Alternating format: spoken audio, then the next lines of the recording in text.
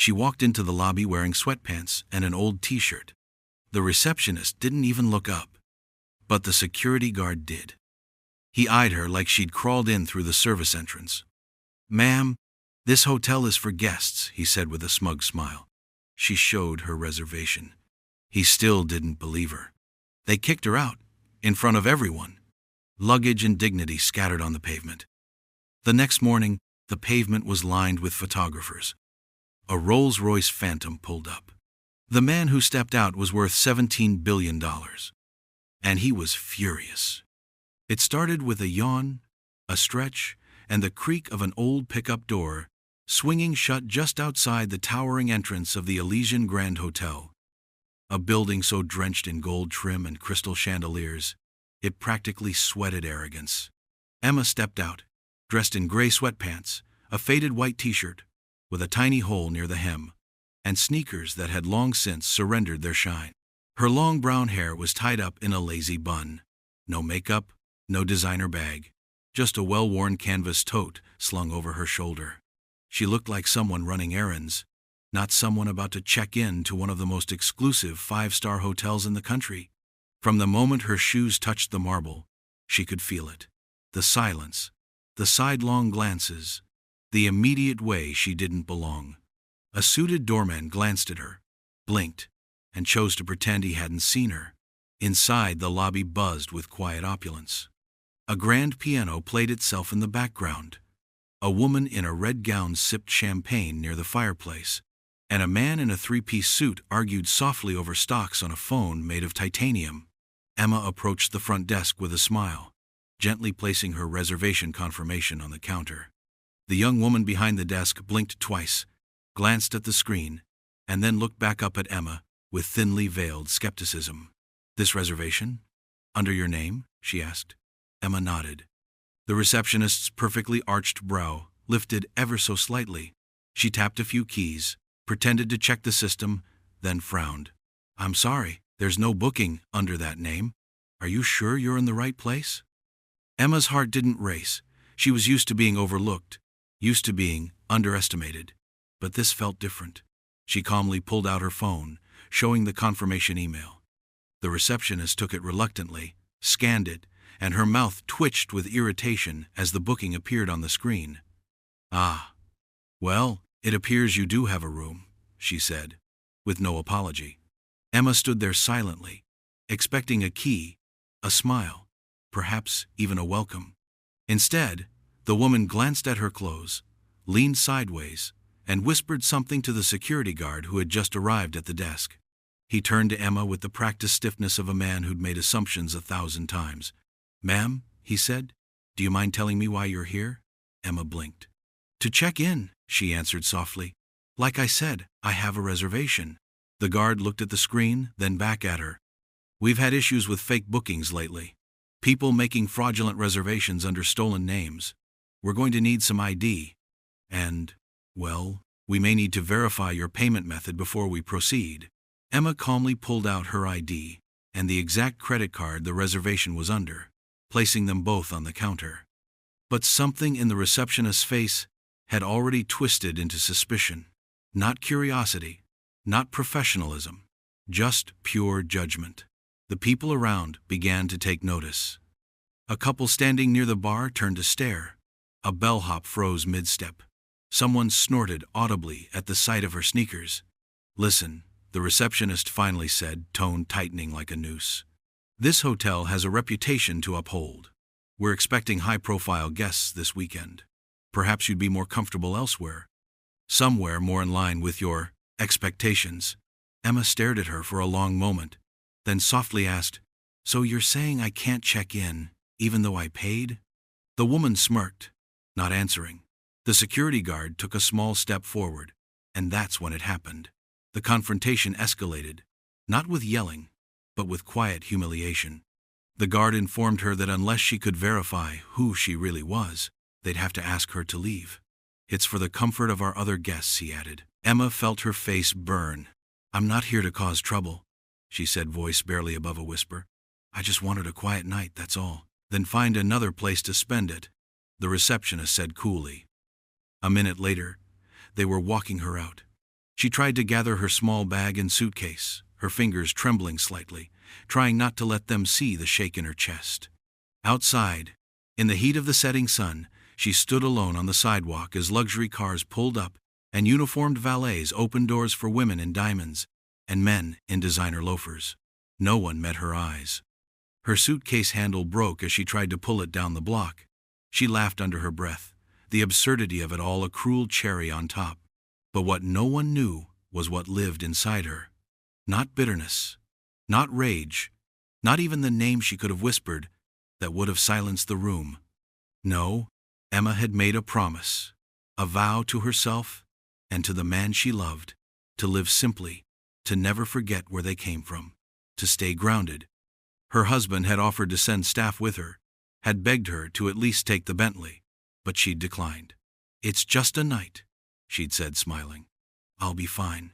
Because that was Emma, raised by a single mother in a trailer park outside Nashville, a woman who'd once worked 3 jobs just to afford nursing school, who volunteered at animal shelters, and left big tips at diners even when she couldn't afford dessert herself. She didn't need luxury.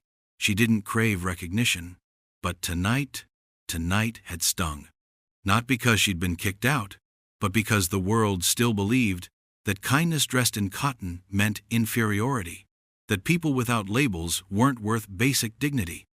As she sat on a bench nearby watching the sun slip behind the hotel that rejected her, a small girl approached holding a melting popsicle. "Are you okay?" the girl asked.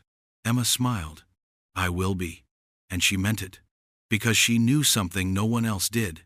She knew who was landing on the private airstrip in the morning. She knew the storm that was coming, dressed not in rage, but in handcrafted Italian silk. And when it hit, they'd remember. Oh, they'd remember her name. The night air was still as Emma sat quietly in the tiny roadside motel she found just a few blocks from the Elysian Grand. It wasn't much. The wallpaper peeled at the corners, the television hummed with static, and the mattress sank in the middle like it had forgotten how to support a body. But it had a roof, and a lock, and more respect than she'd received from the 5-star tower of glass down the road. She placed her bag gently by the side of the bed and sat cross-legged on the floral bedspread, her fingers tracing invisible circles into the fabric as her mind wandered, not to anger, not to revenge, but to the places that had made her, to the life she'd lived before all of this. She smiled as she remembered the tiny yellow house on Elm Street, the one with the rusted mailbox and a porch swing that creaked like a haunted violin. Her mother used to sit on that swing after long shifts at the diner, her tired feet in a bucket of cold water, her voice still sweet as she hummed old country songs while folding laundry. They didn't have much. Emma's dresses were always second-hand, her lunches packed with coupons in mind. But they had warmth. They had decency. Her mother taught her to always hold her head high, to say thank you, even when life kicked you down, and to never, ever treat anyone like they were beneath you. "You can tell everything about a person by how they treat someone who can't do anything for them," she used to say. Emma carried that lesson like armor, especially when she moved to the city for nursing school, scraping by with 2 jobs, cleaning offices by night, waiting tables on weekends. It was at one of those late-night shifts at the 24-hour diner near the train station that she met him, Jack. He was sitting at the corner booth, hoodie up, head down, scribbling into a worn-out notebook that looked like it had been through a war. She almost didn't speak to him, but something about the way he ordered, polite, hesitant, like he felt guilty for asking, made her stop. He only had enough for coffee, but she slipped him a slice of pie anyway, claiming it was on special. "You look like you could use something sweet," she'd said with a grin.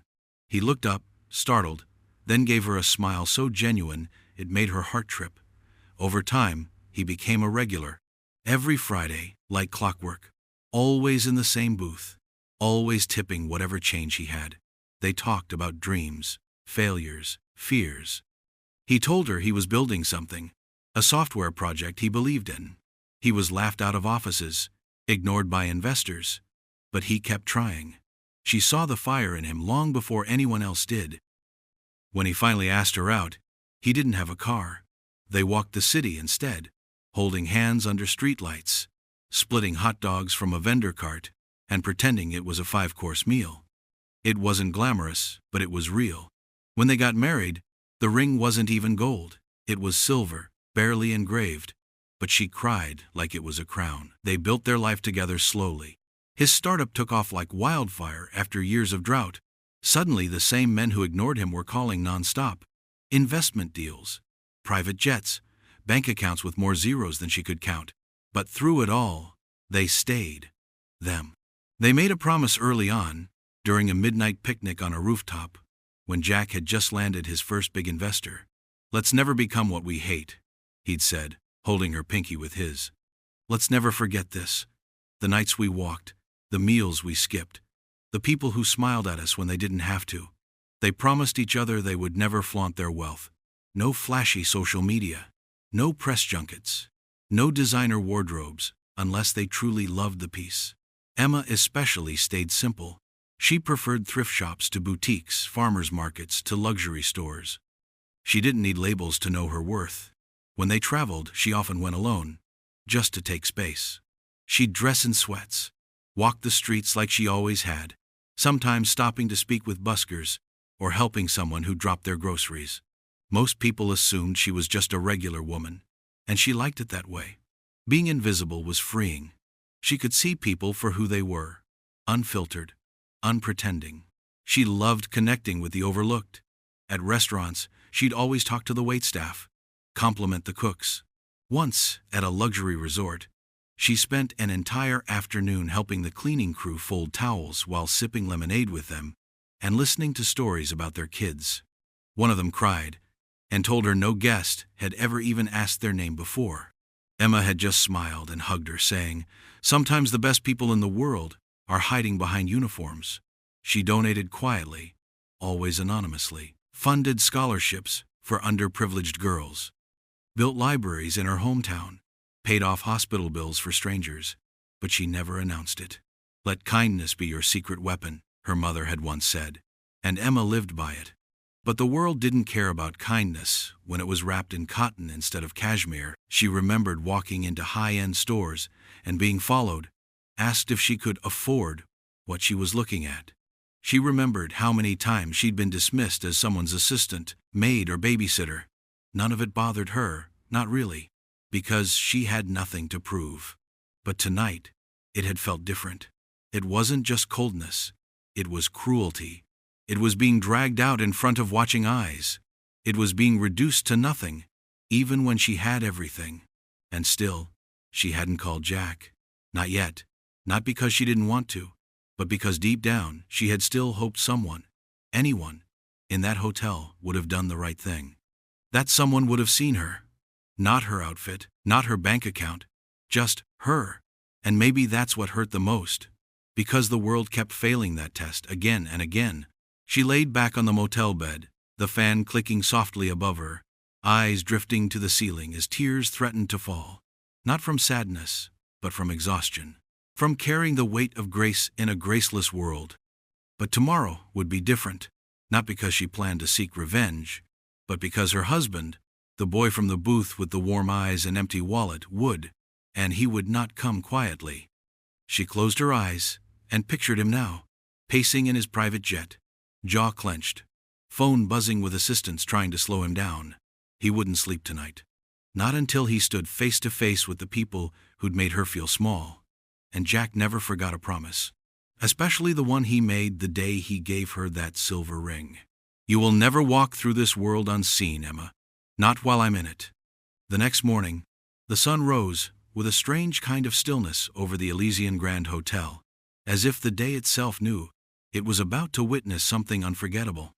The valet boys stood in crisp formation outside the main entrance, waiting for the morning rush of guests.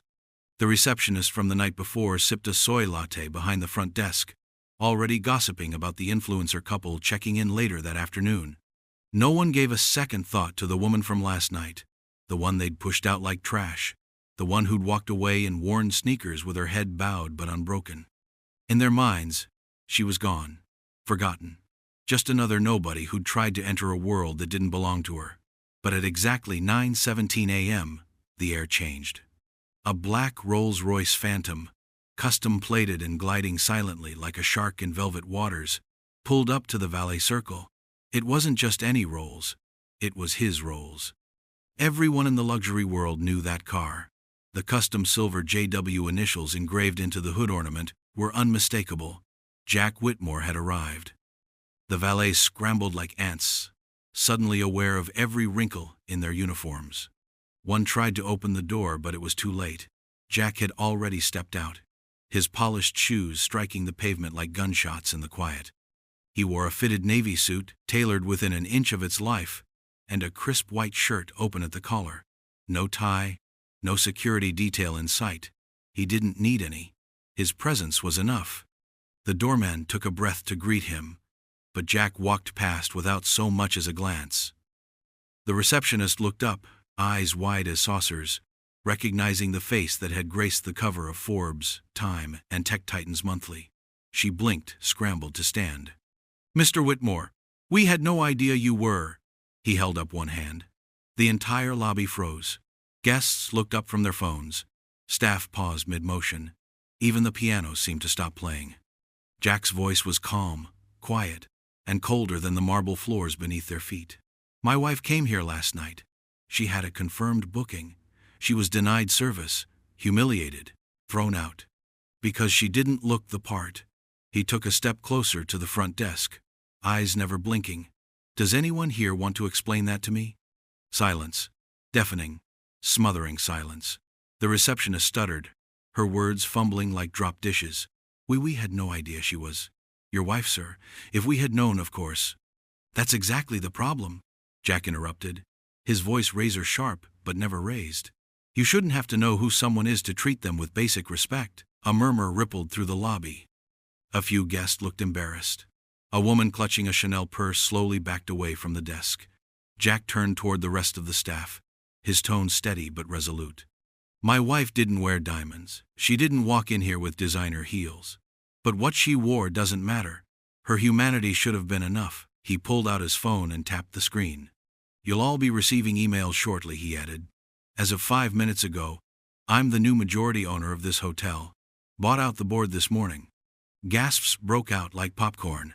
One of the bellhops dropped a suitcase. A manager stumbled forward from the back office, face pale. "Sir, surely we can." Jack turned to him, then glanced around the room with steel in his eyes. "The following people are terminated, effective immediately: the night receptionist, the head of security, and anyone who stood by last night and watched without saying a word." A pause. "You may collect your things and leave. Your severance packages have already been wired." Chaos erupted in whispers, but Jack ignored them. He lifted his chin and scanned the room. "However, if you showed my wife kindness, if you helped her, even slightly, report to HR. You're not only rehired, but promoted. I believe in rewarding decency." One housekeeper, standing near the elevator, gasped and put her hands to her mouth. She had given Emma a bottle of water and a kind word as she left the hotel the night before. She hadn't thought anyone noticed. Emma had, and apparently so had Jack. And then, just as the staff struggled to make sense of what was happening, she walked in. Emma, same sweatpants, same old t-shirt, but now, she walked with her head high, her hair pulled back neatly, her eyes calm and clear. She didn't gloat, didn't smirk. She simply walked up to Jack, took his hand gently, and stood beside him like she always had, quiet but unshakable. The receptionist who'd insulted her the night before stared with wide, tear-filled eyes. "I didn't know. I swear, I didn't know who you were."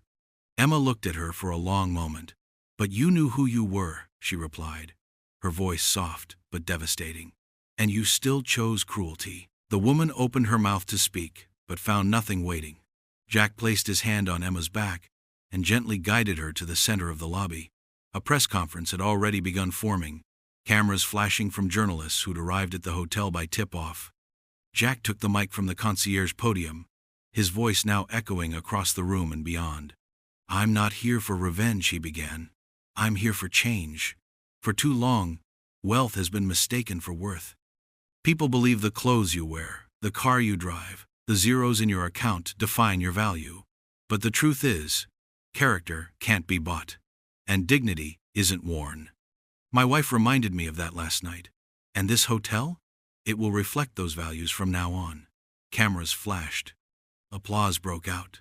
Slowly at first. Then building. From staff. From guests. Even from strangers watching the stream online.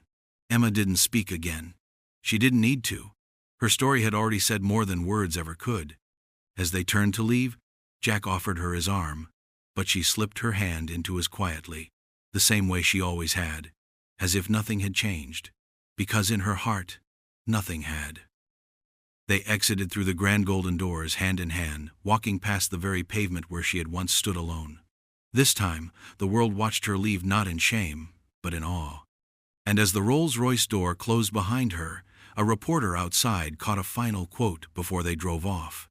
"Mrs. Whitmore," he called, breathless, "how do you feel about what happened?" She smiled through the window. "Sometimes, the most powerful thing you can wear is humility." Then they were gone. And the Elysian Grand was never the same.